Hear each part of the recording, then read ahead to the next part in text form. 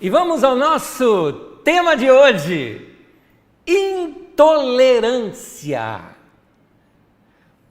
Nós estamos em dias de grande intolerância na nossa sociedade. Aliás, é uma crise não só no Brasil, é uma crise mundial. É interessante notar em outros países a mesma sensação de intolerância. E eu entendo que essas situações tenham sido até mesmo agravadas por causa desse nosso período agora de pandemia, embora esse período de intolerância eu vejo aqui na nossa nação já uns 3 ou 4 anos para cá, mais ou menos. Mas com essa pandemia, muitas pessoas não perceberam, mas elas estão ficando cheias de tudo e qualquer coisa é pavio curto, estoura.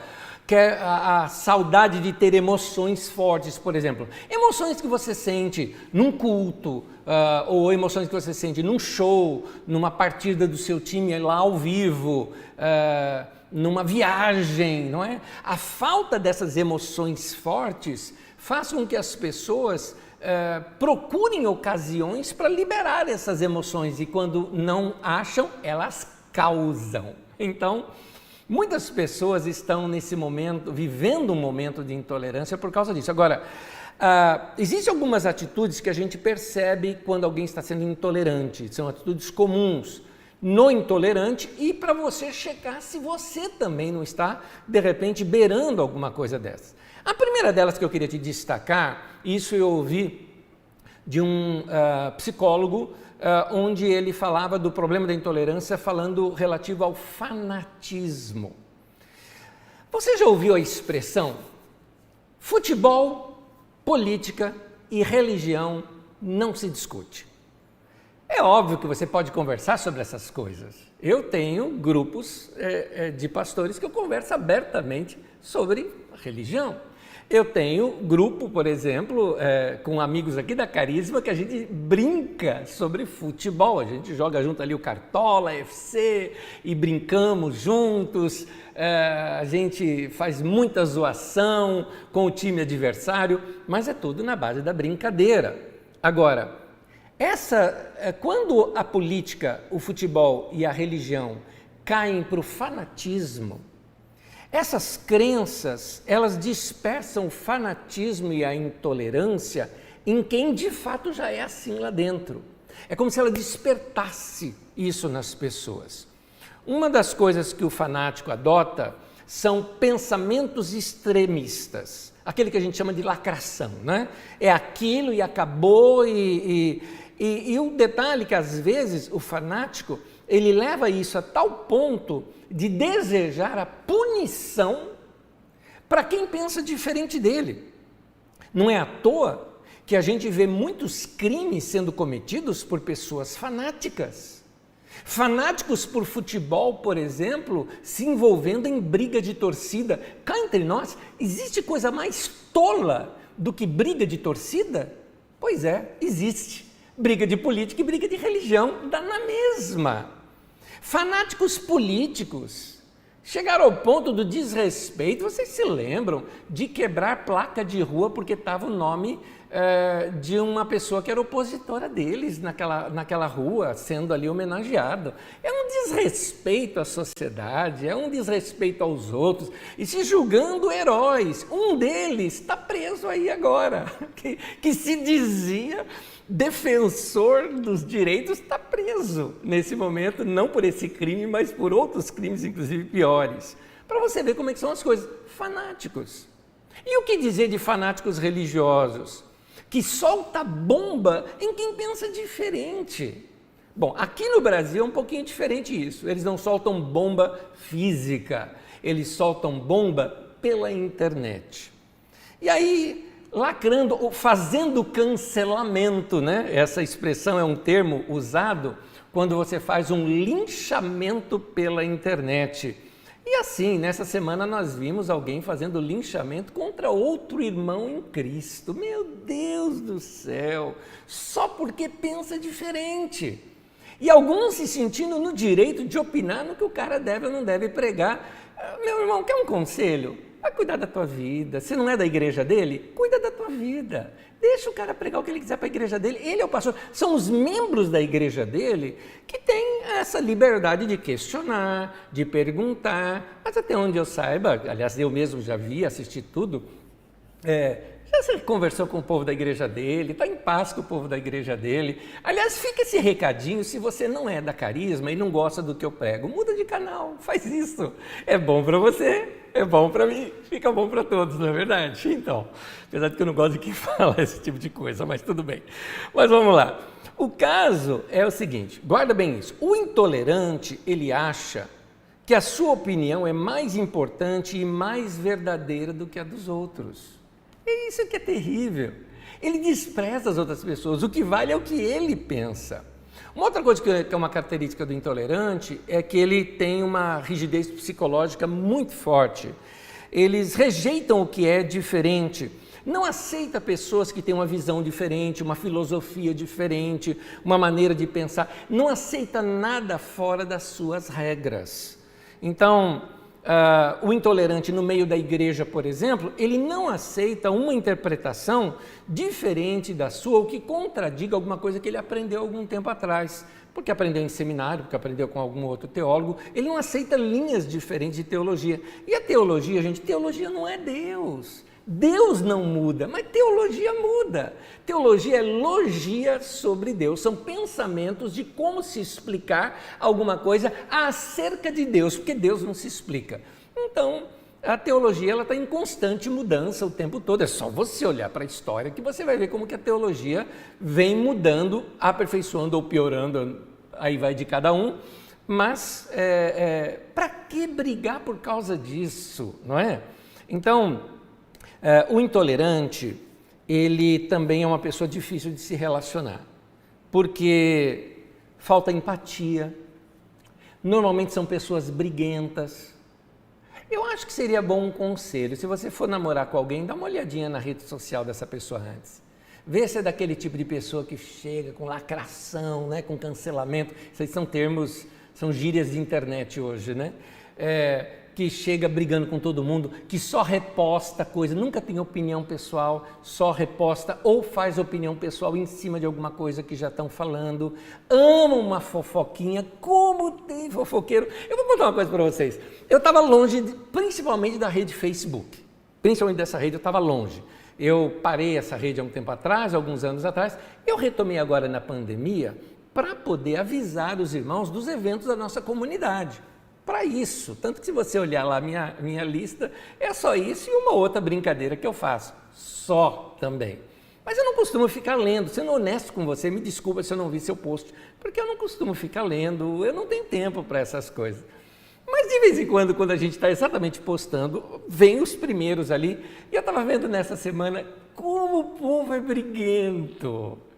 Tiozão e tiazona de Facebook, tiozão e tiazona, sabe, de grupo de rede de WhatsApp, achando que aquilo é conhecimento, né? É um negócio assim que eu acho engraçado, mas eu confesso para você, que tal você se olhar com os olhos dos outros? Dá uma olhadinha nas suas redes sociais. Eu vou voltar a falar o seguinte, cuidado, mãozinha, com o que digita, não é?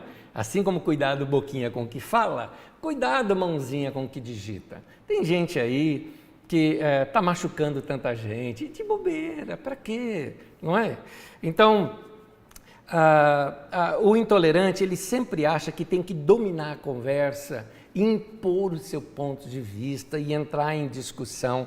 É difícil se relacionar com pessoas intolerantes, porque o intolerante sempre vai olhar para você como inferior, ou como indigno, e isso é muito ruim.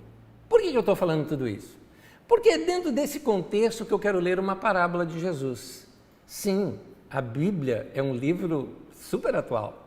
Ele pode ser lido em todas as épocas e gerações, e ele vai, assim, essa é a maravilha da interpretação do Espírito Santo, que vai tornando um texto vivo para todos nós em todas as épocas, inclusive nessa nossa. Tem uma parábola de Jesus que ele fala sobre esse tema da intolerância. Ele fala sobre o tema de gente que despreza o outro, se considerando superior ao outro. O texto está em Lucas, no capítulo 18, de 9 até 14. O texto aparece aí para você, você acompanha comigo na leitura. Diz assim: alguns que confiavam em sua própria justiça e desprezavam os outros, Jesus contou essa parábola. Note uma coisinha aqui, fica com o texto aí para você dar uma olhadinha. Isso daí é uma introdução do texto. Quem primeiramente escreveu esse texto, porque Lucas provavelmente já pegou esse texto de alguém, Lucas mesmo fala isso em Lucas capítulo 1. Essa pessoa já fez esse cabeçalho, ele mostra que foi exatamente por causa disso que Jesus contou essa parábola. Porque tinha gente lá que se julgava bonzão e estava desprezando os outros. E aí Jesus contou esta parábola e eu vou seguir a leitura com você. 2 homens subiram ao templo para orar. Esse subir ao templo para orar é um tempo de adoração, é o culto comunitário deles. Essa é uma expressão muito usada na Bíblia, quando você vê em Atos 2, que Pedro e João subiram na hora nona para orar. Um era fariseu e o outro publicano. Publicano é um cobrador de impostos. Ele é um empresário que trabalhava para Roma, então era a pessoa mais odiada pelos judeus, era o publicano. O fariseu é o religioso, aquele religioso radical, né? Esse é o fariseu. O fariseu, em pé, orava sozinho. Deus, eu te agradeço porque eu não sou como os outros homens, ladrões, corruptos, adúlteros, nem mesmo como este publicano. Jejuo 2 vezes por semana, dou o dízimo de tudo quanto ganho. Mas o publicano ficou à distância. Ele nem ousava olhar para o céu, mas batendo no peito dizia: Deus, tem misericórdia de mim, que sou pecador. E eu lhes digo, disse Jesus, que este homem, o publicano, e não o outro, o fariseu, foi para casa justificado diante de Deus. Pois quem se exalta será humilhado, e quem se humilha será exaltado. O que numa primeira leitura já dá para a gente perceber é que nessa parábola tem vários ensinos. Tem um ensino acerca do orgulho e da humildade. E tem também um ensino sobre uma atitude correta na oração, na adoração, na vida comunitária do nosso culto. Quando nós examinamos melhor essa parábola, a gente consegue compreender algumas lições dela. E para isso, eu vou tentar fazer aqui uma certa análise cultural, para a gente poder voltar naquele momento histórico, compreender algumas coisas que faziam parte desse cenário que os ouvintes, os primeiros ouvintes, já conheciam e que, por estar tão distante da gente, a gente desconhece e podemos perder algumas lições desse texto. Quando esses 2 subiram para adorar ali junto com a multidão, é interessante que a gente saiba como é que isso se dava naquele lugar. Lá no templo não é como nós imaginamos aqui hoje, que tem um palco, alguém lá na frente, todo mundo assim nas cadeiras, sentados, olhando para frente, nada disso. Você tem lá o lugar do sacrifício onde ninguém ia, ficava lá o sacerdote, aí vinha uma divisão e vinha o espaço dos homens, somente homens judeus. Ali era a ala dos jovens. A das mulheres vinha depois, somente mulheres judias. E depois é que vinha uma ala só para estrangeiros. Era bem partido, né? Particionado ali essa religião. A ideia deles é que quanto mais perto você estivesse do altar, mais santo você era. Na verdade, um belo descaso, né? Existe toda uma crítica por trás desse tipo de judaísmo que surgiu, mas isso você aprende lá nas nossas aulas de terça-feira no Didaquê. Se você estudar ali desde o Império Persa em diante, eu vou mostrar quando foi reconstruído depois o templo e essas situações de santidade, de níveis de santidade que entrou para a religião judaica e aparece agora na época de Jesus. Esses 2 homens então vão ali para aquela ala dos homens. E nesse momento da oração, que é o seguinte, há um momento, é interessante, o sacrifício era feito assim, como uma espécie de perdão dos pecados para todo o povo, era para isso que eles acreditavam. Quando era feito o sacrifício, todos ficavam ali em silêncio aguardando. Quando terminava-se o sacrifício, acendia-se o incenso, se apagava aquelas brasas usando vinho e óleo, então se subia aquela fumaça. Quando subia aquela fumaça junto com o incenso, aquilo representava as orações, era o momento de orar. Os pecados estão perdoados, vocês todos podem agora apresentar-se diante de Deus e fazer os seus pedidos. As pessoas todas se prostravam no chão e oravam. O fariseu não fez isso. Ele ficou em pé, foi lá para um outro lado, se separou de todo mundo e começou a orar. É interessante, por que ele se separou? Ele se separou, e aliás, essa expressão que ele se separou dos outros, encontra eco lá no começo, que Jesus está falando isso para aqueles que desprezavam os outros. É esse caso. Porque o fariseu, ele acreditava que se as pessoas ali ao redor dele fossem impuras e encostasse nele, ele ficaria impuro também. Então, não me toque, não me rele, eu sou tão santo que você não pode chegar perto de mim. Era isso que o fariseu pensava. Então, ele se separa e ele faz ali de canto o seu próprio ritual. A oração do fariseu, como era costume nessa hora, né? Todo mundo orava em voz alta. A oração desse fariseu, Jesus disse mesmo que era para ser visto pelos homens, não é? É uma expressão que Jesus usa das orações dos fariseus, ou melhor, para ser ouvido, né? Para ser escutado pelos outros. Sabe aquele tipo de pessoa que quando ora não está falando com Deus, ela está falando para a pessoa do lado ouvir? Você já viu isso? E foi isso que esse fariseu fez. Ele não adora Deus, ele não pede nada para Deus, ele está fazendo autopropaganda, é isso que ele está fazendo. Olha só, Lucas 18, versículo 11 e 12, veja só. Ele diz assim: Deus, eu te agradeço porque eu não sou como os outros homens, ladrões, corruptos, adúlteros, nem como este publicano. O cara ainda apontou para o carinha do lado, lá para o publicano. Jejuo 2 vezes por semana, dou o dízimo de tudo quanto eu ganho. Gente, Moisés recomendou jejuar 1 vez por semana, ele jejuava 2.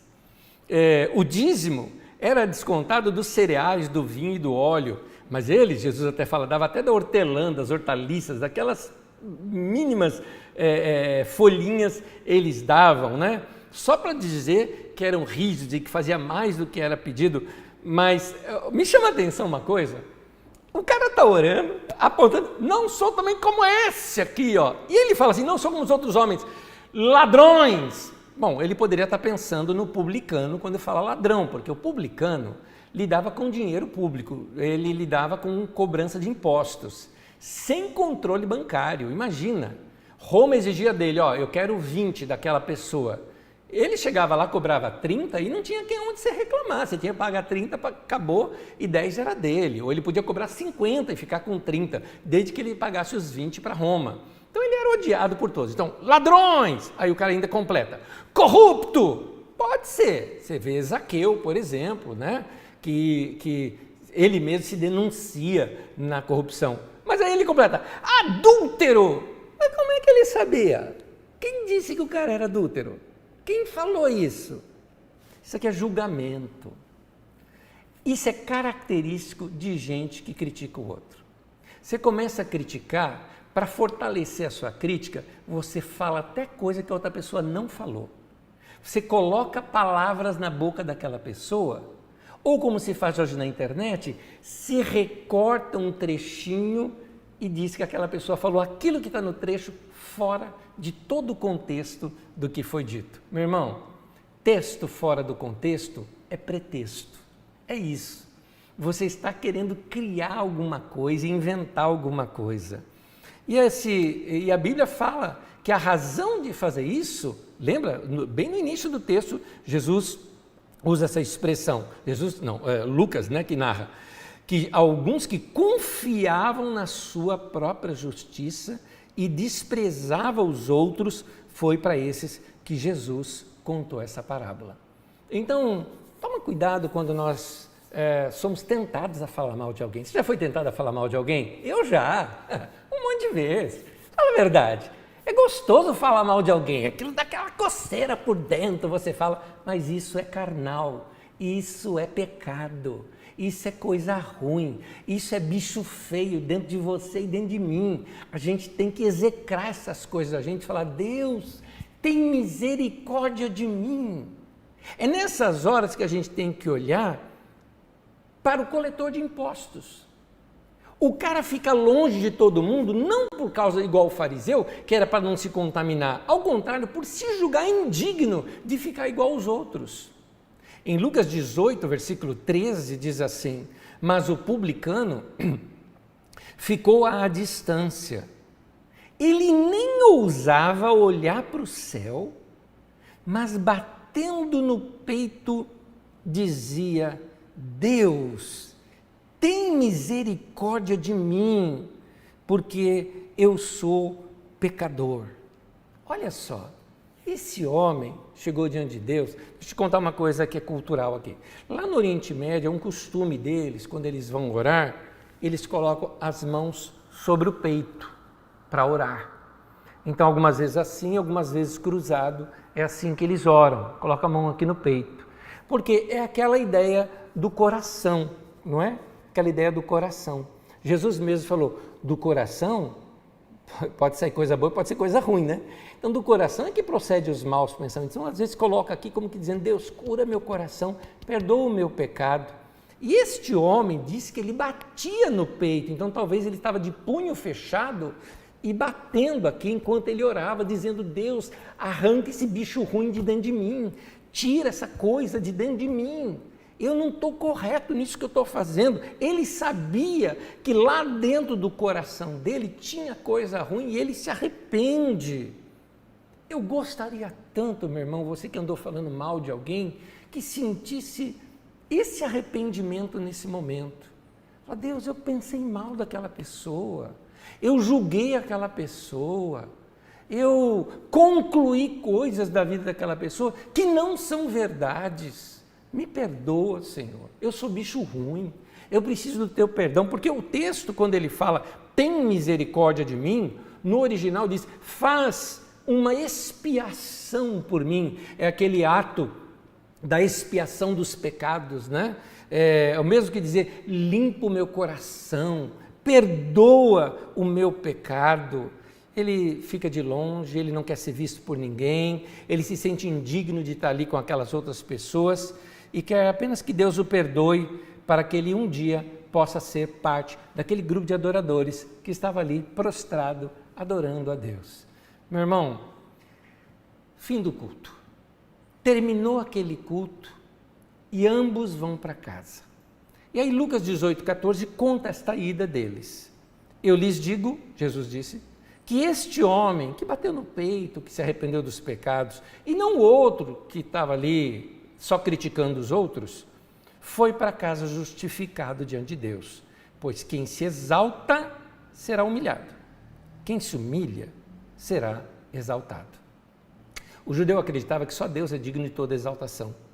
Só quem exalta é Deus também. Portanto, se Deus é o único exaltado e só Ele exalta alguém, é o mesmo que Jesus, aqui quem se humilha será exaltado, significa que quem se humilha vai estar mais perto de Deus. A Bíblia diz que Deus rejeita o soberbo, Deus rejeita o arrogante, mas Ele dá graça ao humilde. Como se Ele abrisse os braços e o sorrisão, é para o humilde. Então, querido, algumas conclusões aqui para nós tomarmos no que nós lemos. Uma coisa que a gente aprende aqui é o seguinte, não basta frequentar culto. Percebeu isso? Os dois foram para o culto. Um estava com a atitude errada e o outro com a atitude certa. Então não basta frequentar o culto, porque você pode frequentar o culto com a atitude errada. Eu estou dizendo isso porque há um pensamento católico que também hoje faz parte do pensamento evangélico protestante, que é o seguinte, o pensamento católico é o seguinte, ele recebe graça só por ir à missa. Por isso que ele fala, vou à missa, né? Então, eu vou à missa, lá eu recebo graça. Ele pode estar lá na missa pensando no churrasco que ele vai fazer, na onde que ele vai dar, mas ele foi na missa, então ele foi abençoado e recebeu a graça. Muitos crentes pensam isso, eu vou na igreja, vou no culto, né? Cantei, dei lá minha oferta, né? Cantei, ouvi pregação, estou abençoado. Meu querido, esse cara foi ao culto e não voltou justificado, não voltou abençoado, não voltou com o coração certo com Deus. Somente quem está com coração sincero e coração humilde é que sai do culto transformado. Então, só a pessoa humilde é que realmente consegue se aproximar de Deus, porque Deus resiste o soberbo, diz nas Escrituras Sagradas. Agora, por que esse texto está na Bíblia para nós? E assim, se você frequenta a nossa comunidade e acredita que seus pastores, sua liderança, têm direção de Deus, ou você que me ouve e acredita que é a minha função no corpo de Cristo ser esse canal de Deus na tua vida, de buscar o Senhor, uma responsabilidade que Deus me dá, ser um bom despenseiro da palavra de Deus. O que é despenseiro? Despenseiro é o que cuida da despensa. Hoje nós temos nutricionista, nutrólogo, nós temos na empresa a pessoa que faz a compra, né? Nós temos tudo isso. Naquele tempo era uma pessoa só que tinha tudo isso. É o que escolhe o alimento, que traz o alimento, que cozinha, ele é o cozinheiro, ele é o nutricionista, ele é tudo. Pois bem, esse despenseiro é o que Deus requer de nós pastores. Nós vamos lá na nossa estante, né, de conhecimento e de revelação de Deus que nós temos, pegamos alguma coisa e trazemos para você. Agora, pegamos de acordo com a necessidade do rebanho. É claro que para isso nós temos oração, nós buscamos a Deus, sigo aquela palavra, busque a paz e siga. Então, pela paz, Deus nos direciona. É assim a direção do Espírito Santo para nós, né? Sente aquela paz, direciona. Pois bem, por que você acha que eu estou trazendo essa palavra para você hoje aqui? E por que você acha que a Bíblia deixou isso registrado aqui para nós? Talvez a gente precise analisar, meus queridos, a maneira como nós estamos vivendo hoje e como o mundo está nos vendo. Porque talvez a nossa vida hoje, estou falando de nós, principalmente eu estou falando aqui da ala evangélica, e o nosso comportamento religioso talvez sejam tão repugnantes quanto a vida e o comportamento desse fariseu contado nessa parábola aqui. O estereótipo criado pelos evangélicos dos nossos dias nos torna muito mais parecidos com a figura do fariseu do que com a do publicano. Nós fizemos coisas no nosso comportamento social cristão que as pessoas estão talvez olhando para a gente como esse tipo de religioso que nós execramos aqui agora nesta parábola. Nós rechaçamos, nós não queremos ser assim, não é? Aquilo não desce gente assim. Aliás, se me permite, generalizando um pouco, evangélico hoje é sinônimo de intolerante. Me permita aqui eu colocar o generalizando. Por quê? Porque eu sei que não é todo mundo assim. São alguns de fato. Mas, infelizmente, esses alguns é o que está na mídia, é o que está em lideranças, é o que aparece nas redes sociais, é o que aparece nos parlamentos. Então, se nós queremos alcançar as pessoas dos nossos dias com o amor de Deus, nós precisamos começar a pensar em fazer pontes entre nós. Nós estamos nos distanciando muito da nossa sociedade. Nós estamos virando gente estranha, gente esquisita.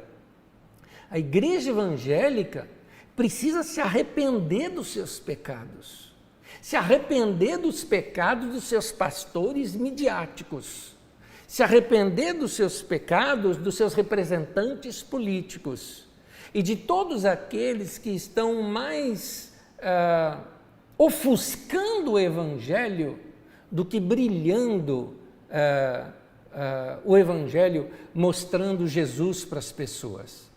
Temos sido um povo arrogante, palavras duras. Não faz muito tempo atrás nós vimos líderes evangélicos falando que negros eram amaldiçoados porque eram descendentes de Caim. Que absurdo essas falas, em público ainda, não é? Então, algumas posturas que lembra mais o povo medieval, é isso que lembra. Parece que voltamos no tempo, regredimos no tempo, voltamos para os anos de ignorância. Tudo é briga, tudo é cancelamento, né, das pessoas. Nós precisamos desenvolver a cultura do diálogo. Respeitar, meu querido, é fazer pontes para o diálogo. Criar uma cultura de diálogo significa tornar-se alguém que respeita e que valoriza todas as pessoas como dignas do amor de Deus. Todas as pessoas merecem o amor de Deus. Todas, todas, todas. Desde o religioso, desde o de outra religião, desde o ladrão, a prostituta, e seja qual for a opção sexual da pessoa, ela é digna do amor de Deus. Deus os ama, Deus ama a todos, e Deus não amou a igreja de tal maneira que deu o seu Filho unigênito, Deus amou o mundo de tal maneira que deu o seu Filho unigênito. Esse texto é um texto base para todos nós, João capítulo 3, versículo 16 fala isso, e isso tem que estar muito claro no nosso coração. Eu acredito que nós precisamos aprender, por exemplo, vamos falar de pessoas de outra religião. Gente, pessoas de outras religiões não são os nossos inimigos. Para de olhar para eles como se eles fossem o outro, o adversário com quem eu vou brigar. São os infiéis, são os pagãos, né? E a gente passa com desrespeito com essas pessoas. Quem é de outra religião, a gente não está buscando mal. Se não é feitiçaria, não é nada disso que deseja o mal das pessoas, eles estão buscando o bem de outra maneira. Mas custa conversar, custa bater papo. Você já tentou conversar com gente de outra religião? Tempos atrás eu conversei com um líder religioso de uma outra religião, não estou falando de uma outra ala do cristianismo, de outra religião, que não tem nada a ver com o cristianismo. E nos tornamos assim próximos, amigos, um bom diálogo entre nós. Temos diferenças teológicas enormes entre nós, mas isso não nos separa. Isso não nos separa. Qual o problema? Aliás, deixa eu jogar muito aberto com você. Queria que você soubesse, você que é aqui da nossa comunidade, que a nossa comunidade, nós transbordamos em ações de obras. O que eu chamo de transbordar? Nós procuramos suprir a necessidade de todos os nossos irmãos da nossa comunidade, nós desenvolvemos obras sociais aqui para atingir pessoas necessitadas e carentes da nossa região, mas nós transbordamos porque o povo nosso é tão generoso que a gente começa a ajudar outras entidades. E não ajudamos só entidades evangélicas, ajudamos entidades espíritas, ajudamos entidades católicas. Por quê? Porque uma criança necessitada, meu querido, não importa que religião que está ali cuidando dela, eu dou graças a Deus que tem alguém cuidando delas. Existe um lugar aqui, que são gente muito querida nossa, que são católicos, eles cuidam de crianças abandonadas e que têm deficiência mental, porque a criança tinha deficiência mental, foi rejeitada pela família, e aí eles acolheram. Gente, nosso coral de vez em quando vai lá, canta com eles, é coisa linda isso, gente, é coisa linda. Então, será que não dá para a gente dialogar com gente que pensa diferente? Aí talvez você esteja dizendo, não, Ané, é isso mesmo, é o amor, né? A gente tem que amar. Meu querido, amar o distante é fácil. Jesus mandou amar o próximo. Próximo. Porque às vezes a mesma pessoa que está dizendo, não, está certo isso, está certo. Temos que ter um bom diálogo com outras religiões também, um bom diálogo com outras pessoas, temos que tratar com respeito. E aí vem pela internet e, assim, crucifica o outro irmão em Cristo que é um pastor. Como é que pode um negócio desse?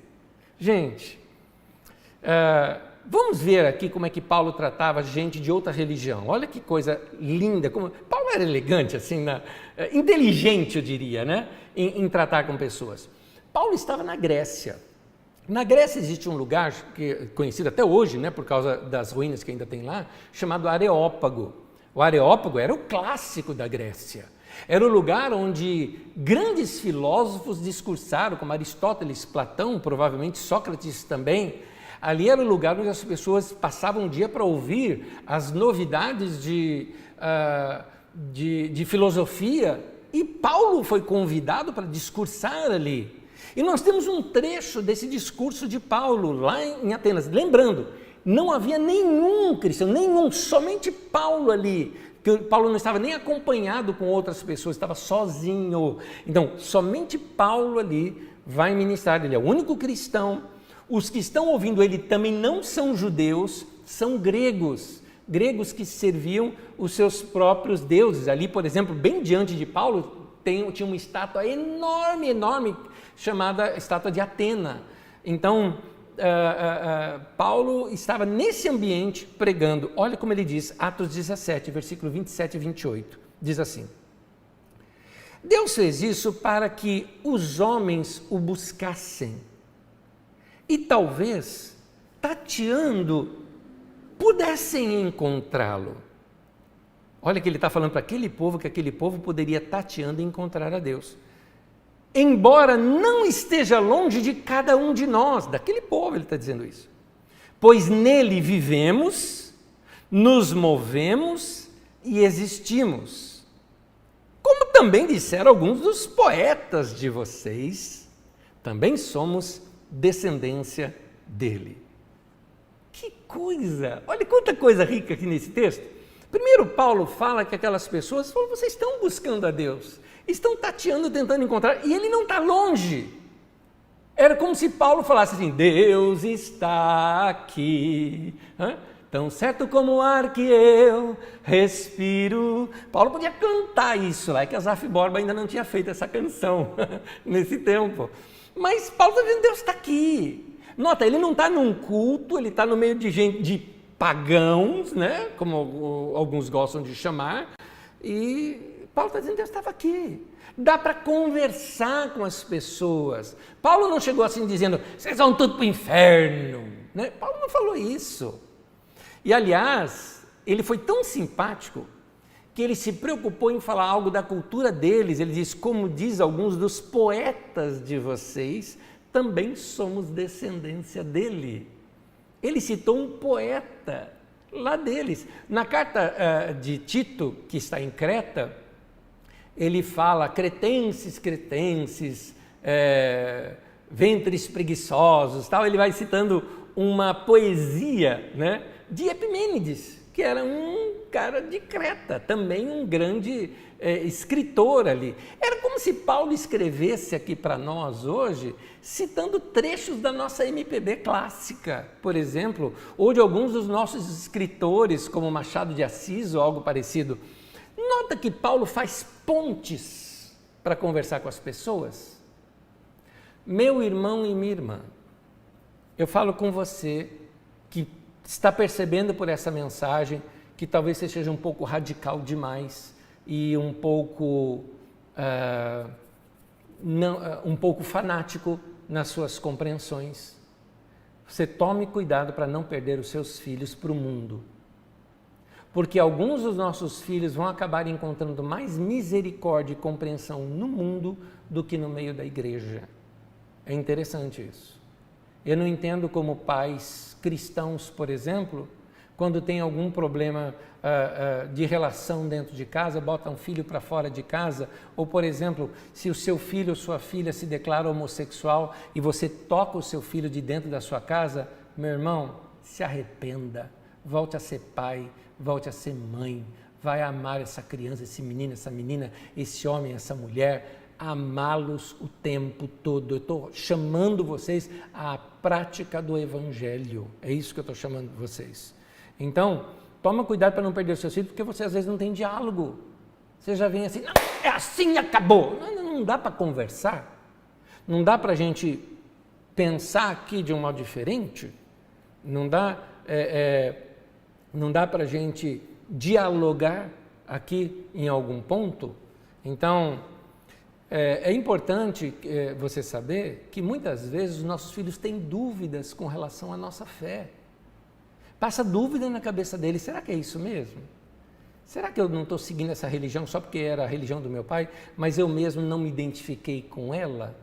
É importante nós pensarmos sobre isso e orarmos sobre isso e pedir para Deus que renove a nossa mente e o nosso coração, porque principalmente adolescentes e jovens, eles estão em busca da verdade. Eu disse isso para o meu filho mais velho, repeti isso para o meu filho mais novo.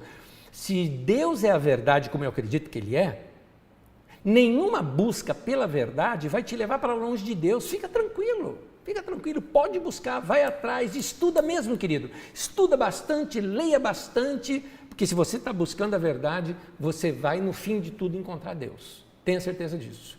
Então, as pessoas são sinceras, às vezes, dizer que têm dúvidas sobre a nossa fé. Então, é importante você saber isso. Pessoas com dúvidas sobre a nossa fé não são nossos inimigos. Aquela dúvida pode ser fruto de honestidade. Aquela dúvida pode ser fruto de sinceridade. Talvez você que já frequentou alguma igreja com usos e costumes, deve ter notado que seus filhos crescendo, principalmente entrando na pré-adolescência ou na adolescência, talvez te questionariam, a menina, mãe, por que eu sempre tenho que usar saia? Quer dizer, dentro de casa eu posso usar calça, mas no culto eu não posso usar, só posso usar saia no culto. Por que isso? Aliás, onde é que está na Bíblia isso? Porque não tem em lugar nenhum. Por que eu tenho que usar terno para ir para o culto da igreja? São costumes que as crianças vão perguntar, que os adolescentes vão perguntar, vão questionar. Eles não são nossos inimigos, são apenas questionadores porque não entenderam. Da mesma maneira, tem muita coisa, até da Bíblia Sagrada, que talvez eles não compreendam. E então a gente precisa buscar diante de Deus e fazer pontes entre essa realidade dos tempos bíblicos e a nossa realidade nos dias de hoje. E assim, e quando alguém tem dúvida, como que deve se tratar essa pessoa? Porque tem muita gente que trata a pessoa, principalmente você que é líder de igreja, às vezes as pessoas questionam uma coisa, você chega assim e fala, é assim, e acabou, e fica quieto, e não é para discordar do que eu estou falando, porque eu estou falando e acabou. Não é assim, querido, tem que se explicar, até Jesus fez isso. Vocês que já estudaram comigo sobre, não faz tanto tempo atrás, que eu dei alguns estudos falando de João Batista, e eu mostrei aquele relacionamento, naquele período de relacionamento, do início do ministério de Jesus com o ministério de João Batista, que havia muita proximidade ali. Então, João Batista e Jesus tinham essa relação ali no início do ministério. João Batista foi o cara que recebeu a revelação de Deus de que Jesus era o Cristo. Ele batizou Jesus. Ele viu o Espírito Santo descendo sobre Jesus. Ele sabia que Jesus era o Cristo. Mas ele estava à beira da morte, ele estava confinado, e pessoas que ficam confinadas em quarentenas começa a pensar besteira, você sabe disso?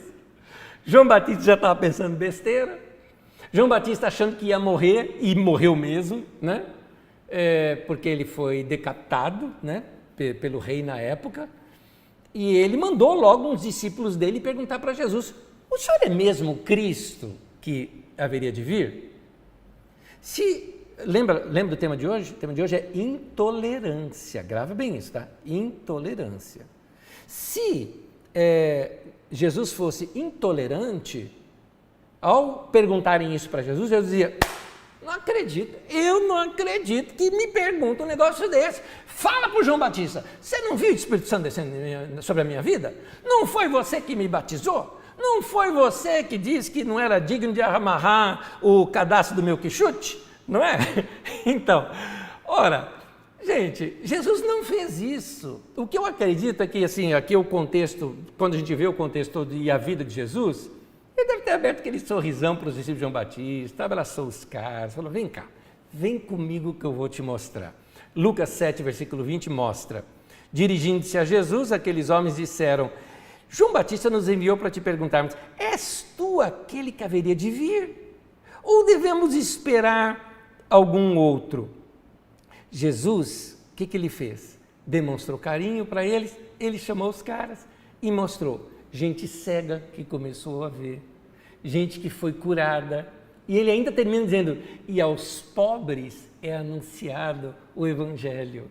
Olha aqui, gente pobre, agora sendo suprida, tendo perspectiva de vida. Demos esperança para gente que não via mais esperança na sua vida para viver. Jesus falou, é isso aqui. Os homens saíram de lá o quê? Encantados, claro, é isso. Ele é o Cristo, é o Evangelho, é isso. O Evangelho é essa boa notícia, vidas transformadas, que coisa mais linda. Queridos, às vezes o nosso modo de viver o Evangelho e pregar o Evangelho não condiz com Cristo, com Jesus.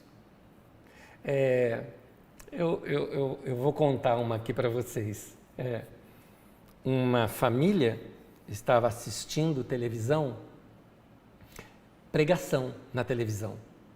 E aquele pregador, como é muito característico daquele pregador, é bravo, briga, esbraveja e fala e tal. E ele, às vezes ele começa os programas assim, hoje vai pegar fogo, e pega, e fala, mas sempre está denunciando alguém, sempre falando mal de alguém. É um fofoqueiro ratinho, é uma mistura de ratinho com Datena e Bíblia. É isso que é esse cara. E aí, uma criancinha, 3 anos de idade, assistindo, falou assim, mãe, ou pai, não sei, isso aí não é de Deus, não. Esse aí não é de Jesus, não. Aí eles trocaram e colocaram outro pregador. E o pregador falando, né, com um sorriso, trazendo as mensagens do Evangelho, falou, esse daí é de Jesus, esse aí é. Você nota que até as crianças percebem isso, né? Às vezes a nossa atitude diante da sociedade, nossa atitude crítica, às vezes faz as pessoas duvidarem, talvez não de Jesus, mas de que nós estamos no caminho de Jesus. Isso aconteceu lá na Índia. No século passado, na Índia, os cristãos ingleses, além de terem feito contrabando até de ópio lá para a Índia, como fizeram para a China, a guerra do ópio, só você estudar lá, aí já é século retrasado, né? Nas 2 guerras do ópio da China, depois na Índia também fizeram isso, e aí eles obrigavam os indianos a comprarem seus produtos e tudo mais. Os indianos, sentindo aquele abuso de poder, fizeram uma resistência, e a resistência deles era pacífica. Eles não brigaram, eles não pegaram em armas, não fizeram nada. O líder deles chamava-se Mahatma Gandhi. E esse tipo de revolução, de luta pacífica, ele chamava de Satyagraha, né? Então a Satyagraha era isso, você não vai resistir. Se você já ouviu algum comentário, algum filme sobre isso, você vai ver às vezes cristãos com varas batendo nas pessoas, machucando, e as pessoas não reagindo, caindo, sendo acudidos pelos outros, mas mantiveram-se na sua passeata, né? E na sua resistência, mas sem fazer nenhuma agressão. Os cristãos agredindo, os que não eram cristãos, pacíficos. É aí que você conhece a tal frase do Gandhi que fala, né, no vosso Cristo eu creio, o que eu não creio no vosso cristianismo. Mas eu queria dizer o seguinte para você, a frase dele exata não é essa. Vou te mostrar a frase exata dele agora aqui, que é muito mais forte. Diz assim, eu não rejeito seu Cristo, eu amo seu Cristo. Apenas creio que muitos de vocês cristãos são bem diferentes do vosso Cristo. Palavras de Mahatma Gandhi. Queridos, a propósito, o texto predileto de Gandhi era o Sermão da Montanha. Quando as pessoas questionam algumas posturas hoje da assim chamada igreja evangélica, será que em alguns pontos eles não têm razão? Porque assim, para mim, não entra para mim, sabe esse estereótipo de pastor da televisão? Não entra para mim, gente, não dá. O cara que só pede dinheiro, o cara que só briga, eu acho que não representa Jesus, eu não acho que Jesus seria desse jeito. Então não me identifica, não me representa.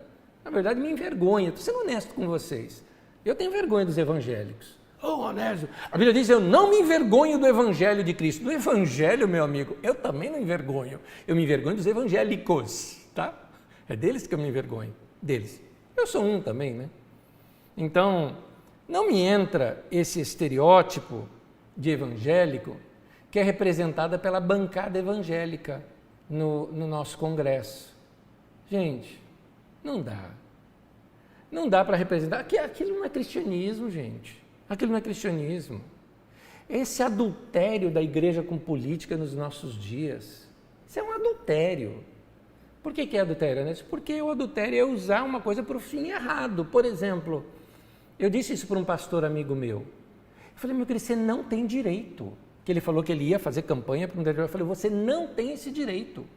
Por que eu não tenho esse direito? Eu sou pastor da igreja. Pois é, Deus te colocou como pastor e te deu influência para você usar essa influência para pregar o evangelho. E você vai emprestar essa influência para ser cabo eleitoral de alguém. Você desceu de nível, meu querido. Você deixou de ser pastor para ser cabo eleitoral. Ah, pelo amor de Deus, meu querido. Se arrepende, muda. Eu gostaria de ver a igreja relacionada com boas obras, com causas sociais, atos que ajudam a humanidade. Eu queria ver a igreja aparecendo. Cadê a igreja evangélica nos tempos de pandemia? Quem que a gente via? A gente via o padre Lancelotti, né, que a gente via, que ajudava os moradores de rua, que ninguém estava nem aí com eles, né? Esses que a gente via, graças a Deus, são cristãos, né? São cristãos de uma outra ala do cristianismo, que não é a nossa, mas graças a Deus são cristãos. Mas você nota como a sociedade, ao ver isso, elogia, bate palmas, aplaude. Quando a gente fala assim, Madre Teresa de Calcutá, a gente não aplaude. Por quê? Porque fala de gente que fez obra, gente que se dedicou, gente que fez algo por alguém. Meu querido e minha querida, que nós sejamos conhecidos como isso. Lembra das bem-aventuranças? Bem-aventurados mansos, bem-aventurados humildes, bem-aventurados pacificadores. Meu querido, é assim que é para a gente andar. E ele fala, ele segue no mesmo texto, ele fala, vocês são sal da terra, luz do mundo. O que é ser sal da terra e luz do mundo? Dar esse sabor para o mundo e iluminar o mundo. Com o quê? Sendo manso, sendo humilde, sendo pacificador. É assim que a igreja tem que ser. Você não precisa, meu irmão, minha irmã. Bom, agora eu estou falando com os membros daqui da Carisma, ok?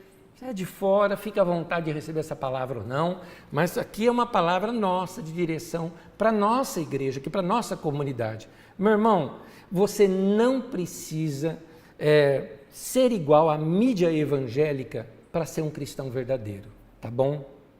Meu querido músico da comunidade Carisma, você não precisa ser igual a esses midiáticos de sucesso da música gospel para dizer que você é um adorador no meio da casa de Deus. Não precisa.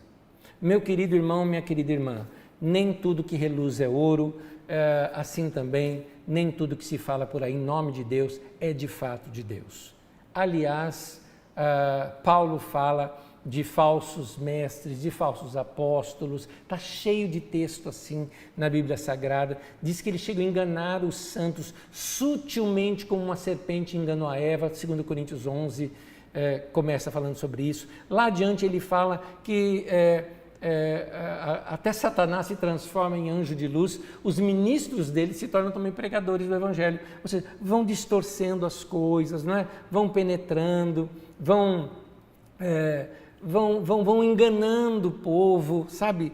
Então, julgue tudo pelas Escrituras, pela Palavra de Deus. É muito importante. Cuidado com tudo que você ouve. Tem muito lixo por aí, não tem outra palavra, tem muito lixo por aí, que não tem nada de Bíblia nisso. Então, tem uma frase que eu sei, hoje eu ampliei um pouquinho mais ela. Tenha liberdade de, com honestidade, pensar diferente. Pense, pesquise, duvide, questione, repito, pense, pesquise, duvide, questione, pense, pesquise, duvide, questione, tenha liberdade de pensar diferente, seja honesto no que você está falando, e aí eu termino dizendo, você é livre. É isso, meu querido, é isso. Então, vamos abrir o diálogo, vamos ouvir perguntas. Como um pastor amigo meu, o Farias, me disse ontem, ele falou assim, eu tenho muitas perguntas para suas respostas. Eu acho ótimo isso, ou seja, vamos prolongar o diálogo, vamos conversar um pouco mais. As pessoas também gostam de ser ouvidas. Faça perguntas, deixa-as explicar. Vamos dar ouvidos às perguntas que nos fazem. Vamos ter coragem também de fazer as perguntas corretas. Vamos refletir melhor sobre a maneira como nós estamos vivendo. mais importante do que escutar uma pessoa é escutar o coração da pessoa. Queridos, lembra do tema de hoje? Intolerância. E a intolerância ela é fruto de prepotência, de arrogância. Então, essa prepotência e arrogância, até de alguns cristãos, mais afastam as pessoas de Deus do que aproximam as pessoas de Deus. Em nome de defender a fé, esses guardiães da fé, porque eu acho interessante, tem gente que se sente no direito de dizer o que é heresia e o que não é heresia. Eu não sei quem deu para eles esse direito. Eu não sei quem deu. Eu sou pastor, eu não dei. Eu não dei. Então, tem gente que se sente no direito de meter o bico na vida do outro. Tem gente que se sente no direito, não é nem daqui da carisma, e se sente no direito de dizer o que eu devo pregar para a minha igreja, para a igreja onde Deus me colocou. Meu irmão, quer bater papo comigo? Beleza. Mas se você quiser usar a rede social para fazer lacração, meu conselho para você é o seguinte: vai cuidar da tua vida, vai. Você tem mais o que fazer. Eu também tenho. Assim a gente fica em bênção. E um detalhezinho, no céu a gente conversa. E a gente se abraça, tá bom? Não estou te mandando para o inferno não, tá bom? Eu não acredito que é esse o caminho para nós não. Lá a gente vai rir bastante, vai ver as besteiradas que nós fizemos aqui. Mas, meu querido, tem alguns que estão se tornando cruzados do nosso século. Cruzado, estou falando da cruzada mesmo. Sabe aqueles caras da cruzada, templários, né? Assim, deixando rastros de gente morta em nome da fé. Lembra disso? Idade Média. Morte aos infiéis, né? Tem gente assim fazendo isso hoje pela internet. Então, meu querido, aliás, meu irmão e minha irmã, você que é da carisma, estou falando agora com o povo da carisma, viu? Com você que eu estou falando. Eu andei vendo aí redes sociais nessa semana, de irmãos da nossa comunidade, falando coisas, meu querido, onde você aprendeu isso? Você está há anos com a gente, e aonde você aprendeu isso? Toma cuidado com o que você faz, toma cuidado, dedinho, com o que você tecla. Não foi com a gente que você aprendeu isso, não. Então, é assim, jogando aberto com você. Se não gosta da carisma, vai para outro lugar. Mas ficar aqui e ser quase que um representante, falar, eu tenho vergonha de dizer, de saber que os outros acham que você é membro daqui, viu? Tenho vergonha disso, de ver as coisas que você fala pela internet, seu ódio que você está fazendo, e aliás, falando de coisas que nem sabe do que está falando. É interessante isso. Essa semana, lacraram um pastor essa semana, né? Que o cara falou heresia e tudo mais. É interessante. Eu acho que as 15 primeiras pessoas com as quais eu conversei, que estavam falando, um recorte que mandaram aí pela internet de uma coisa que ele falou, eu falei, você ouviu a mensagem dele? As 15 não tinham escutado. Todas não tinham escutado. E já estavam passando para os outros na internet. Que coisa! Não deram nem chance de ouvir a explicação do irmão. Espera uma semana. Ele tem a igreja dele, vamos ver o que ele fala para a igreja dele. O que importa é a relação dele com a igreja dele. É isso. Então, meu irmão e minha irmã, vamos abandonar a intolerância. Senão, nós vamos virar aquele fariseu da história. O melhor, então, é ser aquele publicano, bater no peito e dizer, Deus, muda essa atitude errada que tem aqui dentro de mim. A grande pregação, meu irmão, do Evangelho é a graça de Deus. Os nossos olhos têm que passar graça de Deus. A nossa boca, o nosso sorriso tem que passar o sorriso de Jesus para as pessoas. Aceitação, misericórdia, amor, perdão, compaixão, tolerância. Vamos aprender a amar as pessoas, amar do jeito que elas são. Não exigir que as pessoas mudem para que eu precise amá-las, porque aí não é amor. Vamos fazer algo para essas pessoas, inclusive ajudando-as a mudar, não porque o jeito delas me incomoda, mas por amá-las e ajudá-las a encontrar um caminho melhor. Eu quero ajudá-las. Quero ajudar com que cresçam. Alguns anos atrás, meu pastor, Jamé Nobre, ele disse algo, ele foi missionário no meio de índios, se eu não me engano, da tribo dos Craós. E lá, eles não têm a expressão eu te amo. Sabe o que eles têm no lugar? A expressão é eu te escuto. É isso. Eu te amo é eu te escuto. Então, ouvir é relativo aos sentidos da audição, mas escutar requer muito mais do que ouvir. Ou seja, você tem que dar atenção para aquela pessoa. Ter consideração significa dar atenção ao que a pessoa está dizendo, dar atenção para o que a outra pessoa está sentindo, sem desconsiderar, sem invalidar o sentimento deles. Sabe aquela ideia que às vezes a gente tem? Não, você não devia estar sentindo isso. Como é que dá para determinar o que a outra pessoa deveria ou não deveria estar sentindo? É melhor chegar para a pessoa e falar, não, eu entendo você, eu compreendo você. Mesmo que eu pense diferente, mas eu entendo você. Isso é compaixão. Compaixão é sentir o mesmo que o outro sente. Eu vou terminar com um texto da Bíblia Sagrada de Colossenses. Colossenses no capítulo 4, no versículo 5 e no versículo 6, lendo aqui na Nova Tradução da Linguagem de hoje, diz assim: sejam sábios na sua maneira de agir com os que não creem e aproveitem bem o tempo que passarem com eles. Que as suas conversas sejam sempre agradáveis. Grava bem isso, meu querido. Que as suas conversas sejam sempre agradáveis, e de bom gosto. Gosto dessa expressão. E que vocês saibam também como responder a cada pessoa. Meu irmão, prega o Evangelho amando. Foi Francisco de Assis que disse: prega o Evangelho o tempo todo. Se for preciso, use palavras. Então, pregue amando, não pregue discutindo.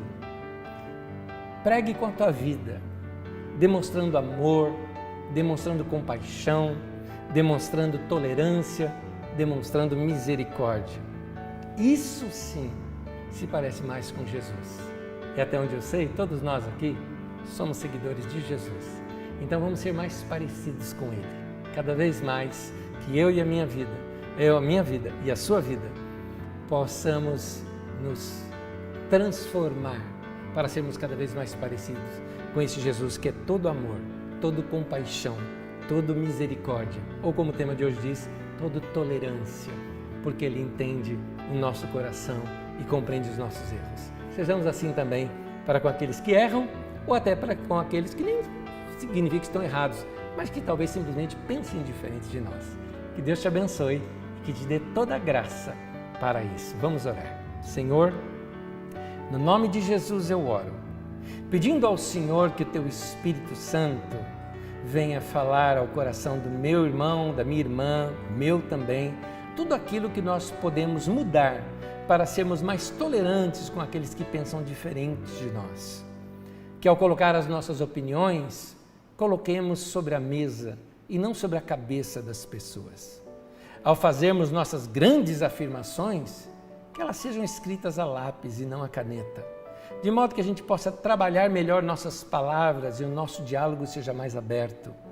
Eu oro para que meus irmãos levem uma vida de paz e que desenvolvam bons relacionamentos com outras pessoas também, até com aqueles que pensam diferentes. Que sejamos homens e mulheres de paz, pacificadores, e que assim possamos herdar o reino de Deus. Que a bênção do Senhor esteja sobre a minha vida e a vida dos meus irmãos durante toda essa semana, que seja para todos nós uma semana de paz. Em nome de Jesus. Amém e amém.